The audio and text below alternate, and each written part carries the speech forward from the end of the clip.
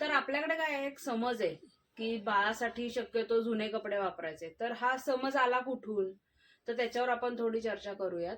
की कसं पूर्वीच्या काळी थोडं कापड सॉफ्ट होण्यासाठी, कॉटन विशेषतः कॉटन हा कपडा सॉफ्ट होण्यासाठी त्याला वारंवार धुवावा लागायचा, त्याशिवाय तो सॉफ्ट पडायचा नाही. आणि त्याच्यामुळे बाळासाठी, नवजात बाळासाठी ते कपडा यूज करायचे की अ, जुना झालेला आहे आणि सॉफ्ट पडलेला आहे. तर आता माझ्याकडे येणारे बरेच जण मला विचारतात की बाळासाठी नवीन कपडे घ्यायचे का नाही घ्यायचे, तर जुने वापरायचे. तर आता कसं आहे, आता कपड्याची क्वालिटी पण सुधारलेली आहे. एका वॉशमध्ये नवीन घेतलेला कपडा सॉफ्ट होतो आणि तो तुम्ही दुसऱ्या दिवशी बाळाला वापरू शकता. तर त्याच्यामुळे शक्यतो आता लोक नवीन विकत घेण्यावरच भर देतात.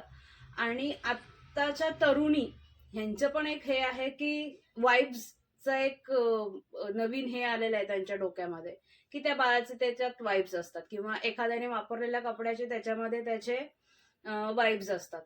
तर त्याच्यामुळे सुद्धा लोक नवीन कपड्याला किंवा बाळासाठी नवीन कपडे घेण्यासाठी प्रिफर करतात. ही खरं तरी चांगली गोष्ट आहे अशासाठी की कोरोना नंतर शक्यतो लोकांनी आहे ना नवीन कपडे घ्यायला, म्हणजे हायजीनच्या दृष्टीने न्यूबॉर्न बेबीजसाठी हे प्रिफर केलं की नवीनच कपडे घ्यायचे. भले आम्ही ते एकदा दोनदा वॉश करून वापरू, पण नवीनच घेऊ नवीन बाळासाठी.